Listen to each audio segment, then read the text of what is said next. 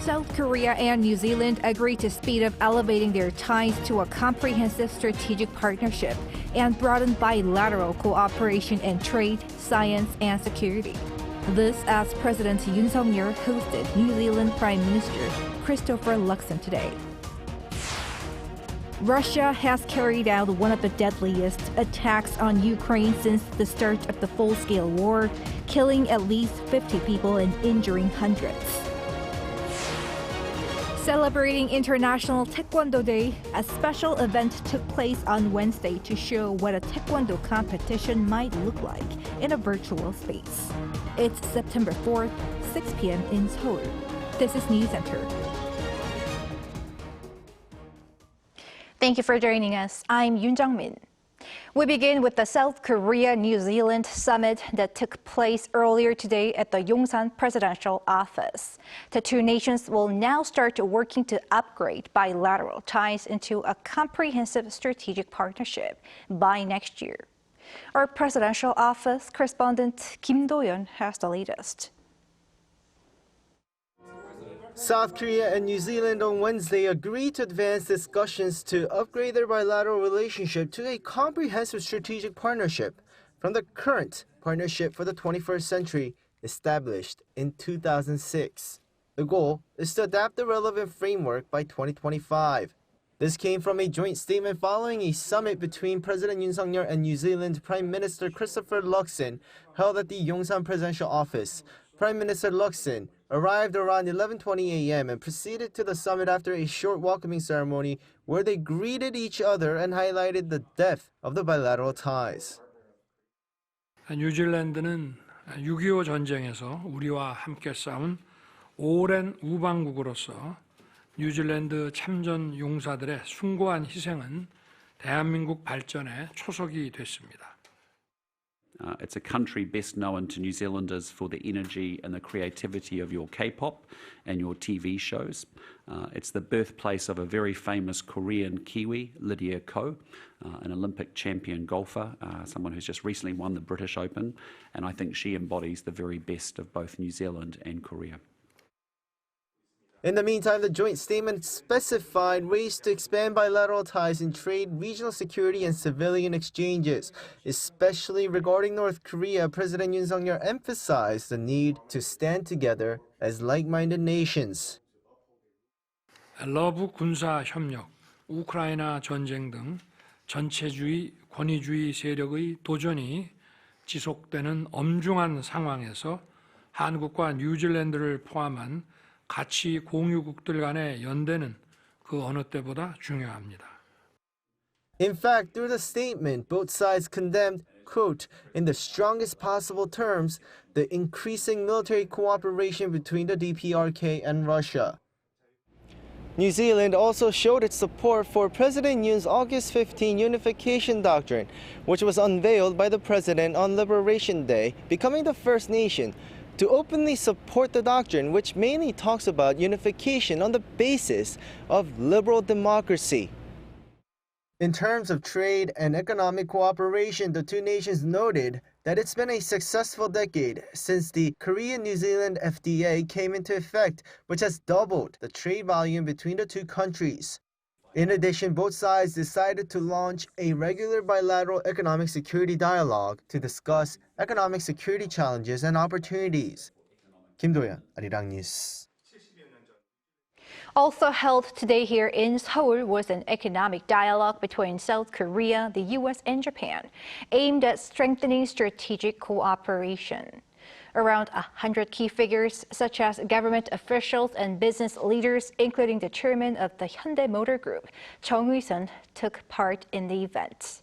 South Korea's Foreign Minister Cho Tae-yeol, who also attended, said the three countries must increase investment with each other to create friend-shoring relationships. This is the second installment of the trilateral economic dialogue after it was first held in October in San Francisco. In other news, more emergency rooms around the country begin to reduce their opening hours due to a lack of manpower.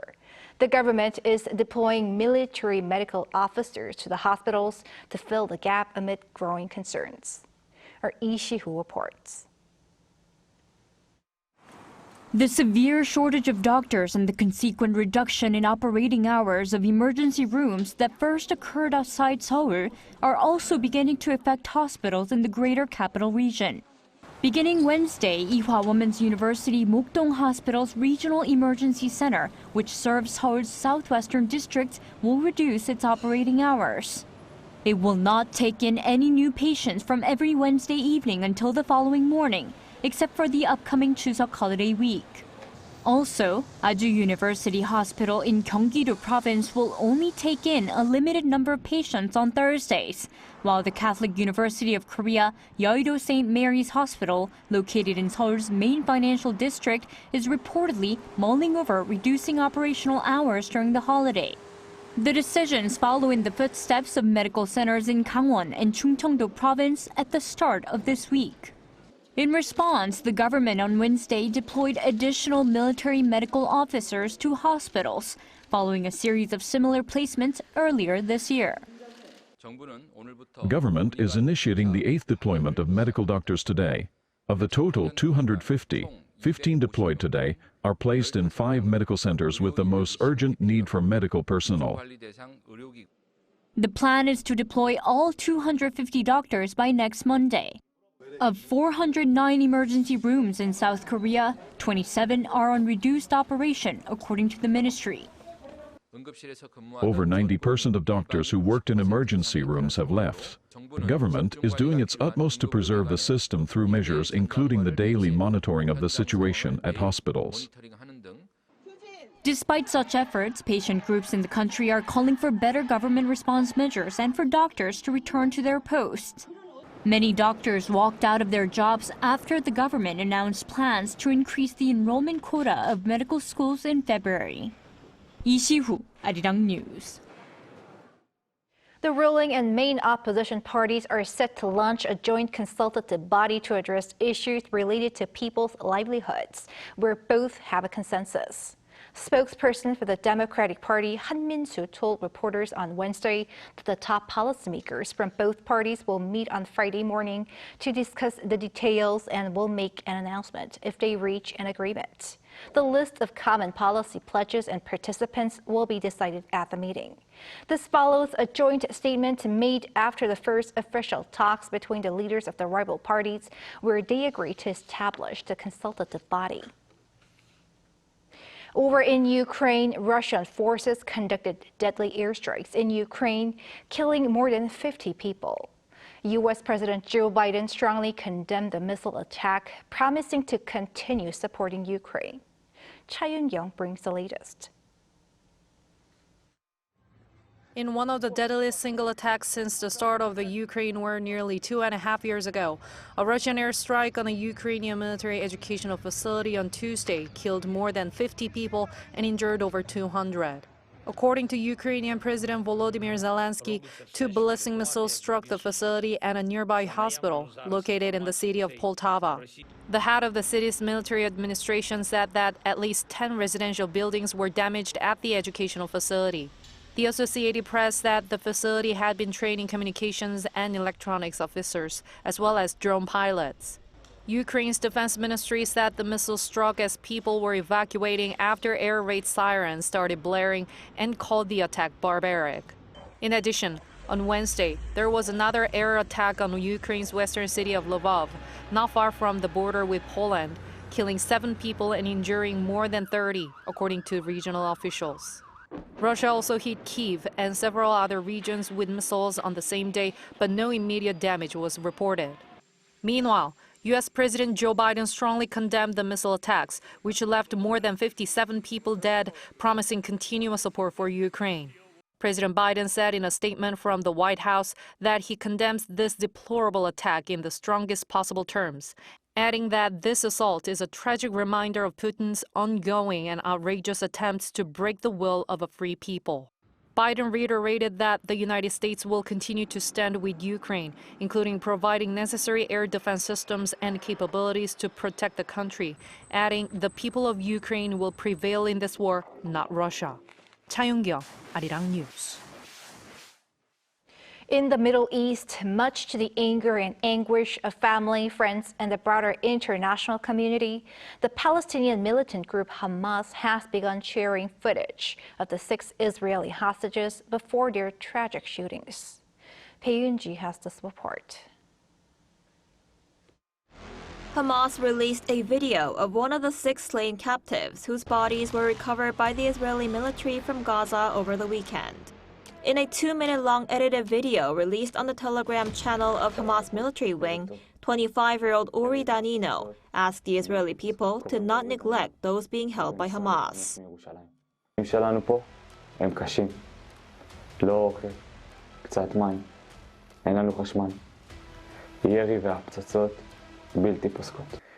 This comes a day after the militant group on Monday night first released a video of one of the murdered hostages, 24-year-old Eden Yelusami, who had been working as a bartender at the Nova Music Festival on October 7th, on the day she was kidnapped by Hamas. אני רוצה לפנות למשפחה היקרה שלי שאני כל כך אוהבת ואני מתגעגעת אליכם, אמא, אבא, שני, מאי, אני אוהבת אתכם כל כך ואני מתגעגעת אליכם. The bodies of 6 slain captives were recovered from a tunnel in Gaza by Israeli military on Saturday local time. The Israeli government conducted a forensic examination and said the hostages appeared to have been shot at close range, sometime between Thursday and Friday morning. In response to the video showing Israeli hostages, the White House press secretary said Hamas will pay for their crimes, and that U.S. President Joe Biden will work around the clock with his team to get a ceasefire deal done. Make no mistake about it, Hamas leaders are going to pay for these crimes. And he and his team, for sure, will keep working around the clock to get this hostage deal done. And this is a president that has been pretty clear about that. The U.S. Department of Justice also charged several senior Hamas leaders over the terrorist attack on October 7th, making it the first step by the Justice Department to hold people accountable for the attack in Israel. The defendants, including Yahya Sinwar, the terrorist organization's leader in Gaza, are facing 7 charges, such as terrorism charges, conspiracy to murder U.S. nationals, and conspiracy to use weapons of mass destruction resulting in death. Meanwhile, hundreds of thousands of Israeli protesters poured into the streets in Tel Aviv for a 3rd night on Sunday, in grief and anger. They demanded Prime Minister Benjamin Netanyahu reach a ceasefire agreement with Hamas to bring the remaining hostages home and end the nearly 11 months of war. Peunji, Arirang News. United Nations Secretary General Antonio Guterres has called for the investigation and prosecution of those accused of having committed human rights violations in North Korea. In a report released on Tuesday local time, the Secretary General gave an update on the human rights situation in the North from July 2023 to May 2024. The report says during this period, there was a noticeable escalation in the repression of the rights to freedom of expression, information, thought, and conscience. Guterres also urged Pyongyang to ensure that its surveillance practices complied with international human rights standards.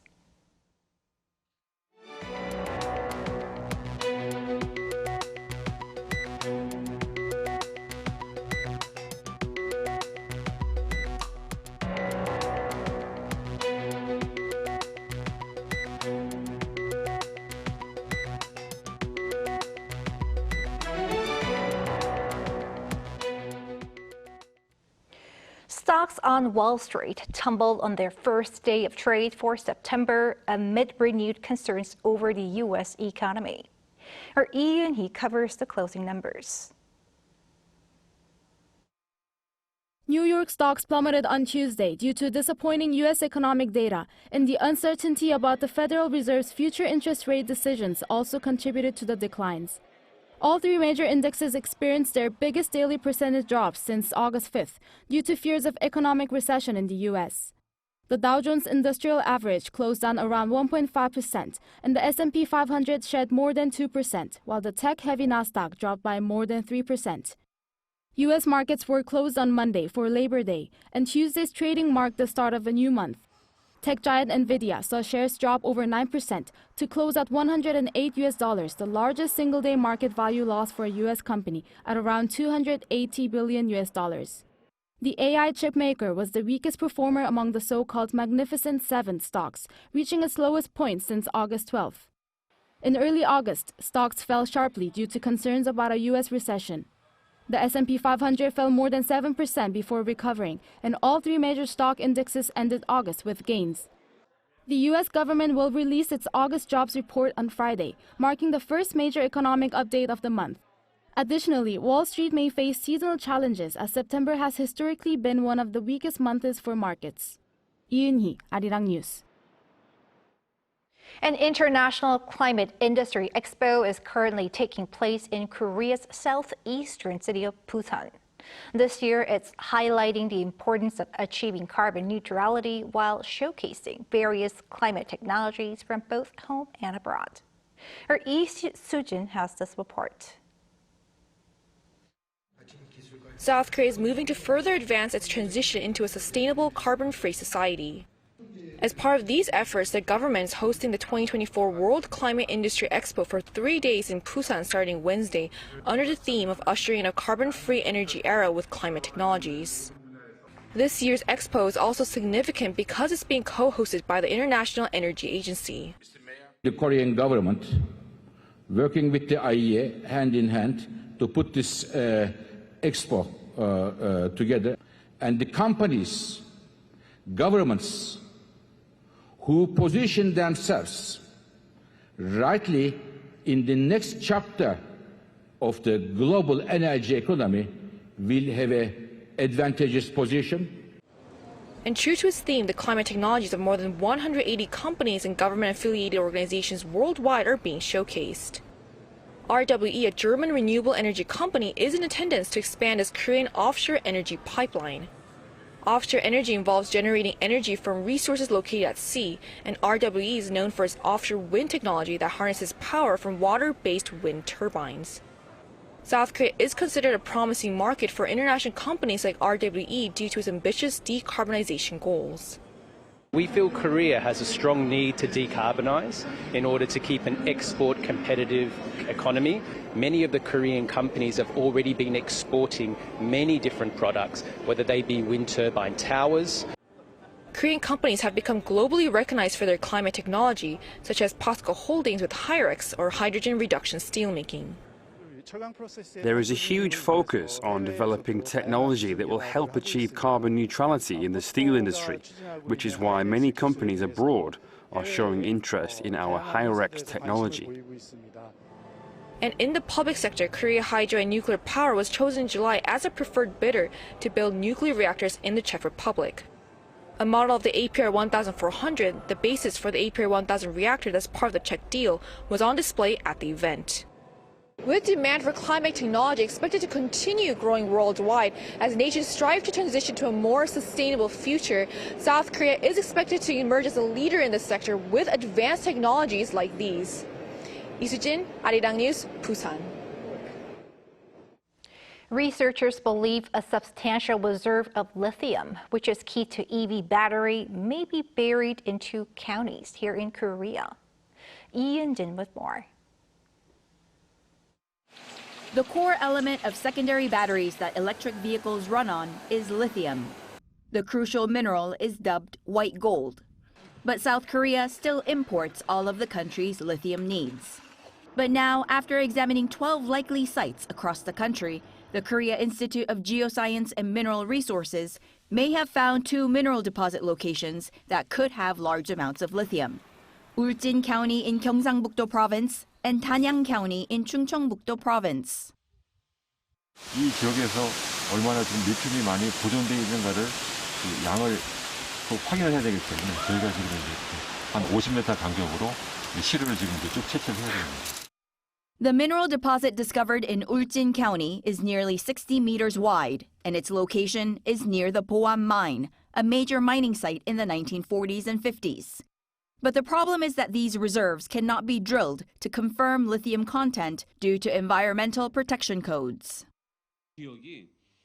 This area is the protected Kumgangsong Pine Grove. We've had discussions with the Korea Forest Service, but the final answer is no drilling. The possible deposit site in Danyang County is on land owned by small domestic companies. Samples have shown that the quality may be lower than what would be extracted in Uljin County, but drilling may be possible if an agreement can be reached with the landowners.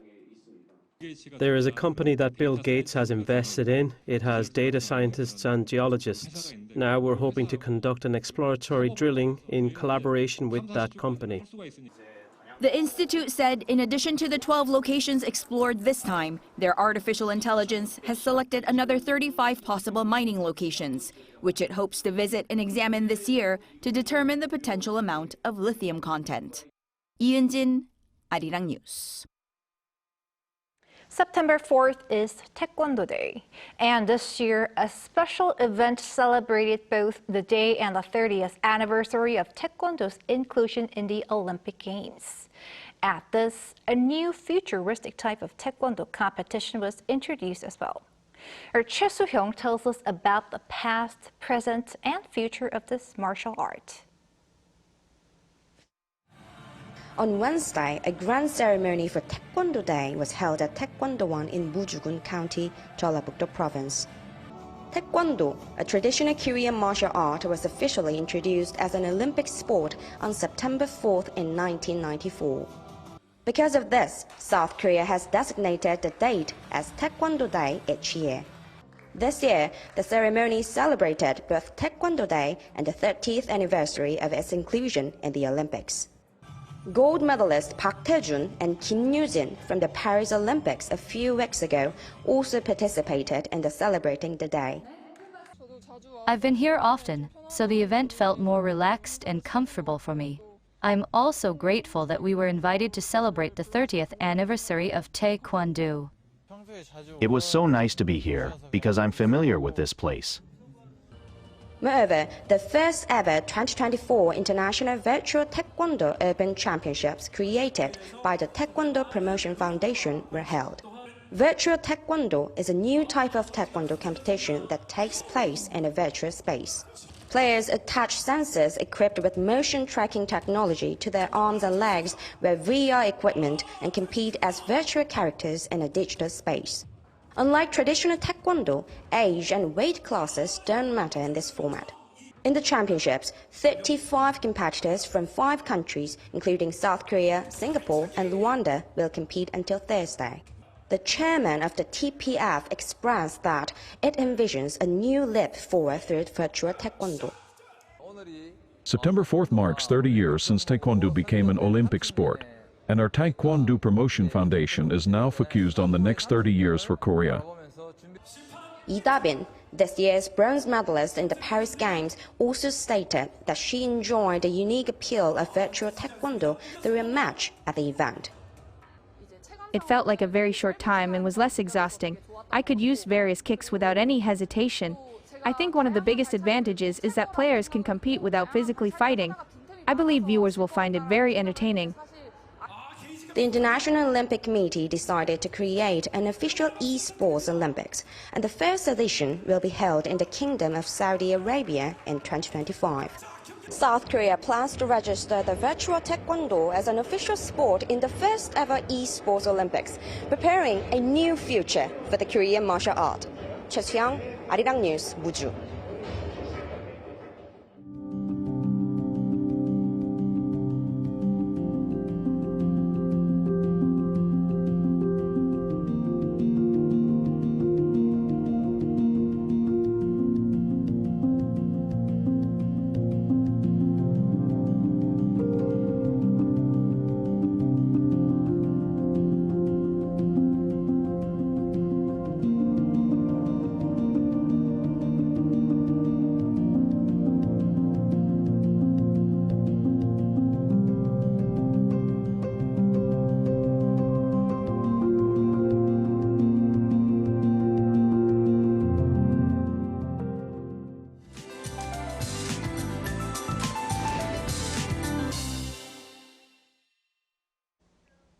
As the daytime heat intensified under the hot sunlight today, heat wave advisories were issued again in southern Gyeonggi-do province, Chungcheong-namdo province, and the Jeollado provinces. There was no special warning in Seoul, but it was hot like summer. It will move down a bit to 28 degrees Celsius tomorrow. Autumn rain will fall tomorrow in the Seoul metropolitan area, the Chungcheong-do provinces, some parts of the Jeollado provinces, and Jeju Island. Since the amount will be as small as 5 to 10 millimeters, it is not expected to cool down the heat completely. Temperatures in some parts of the central areas of the country will only briefly fall below 30 degrees during the rain. Tomorrow, Daejeon and Gwangju will start off at 22 degrees. Highs will move up to 32 in Daejeon, Gwangju, and Jeju. Between Friday and Saturday, it will rain on the East Coast and showers will pass over elsewhere. That's all for Korea. Here are the weather conditions around the world.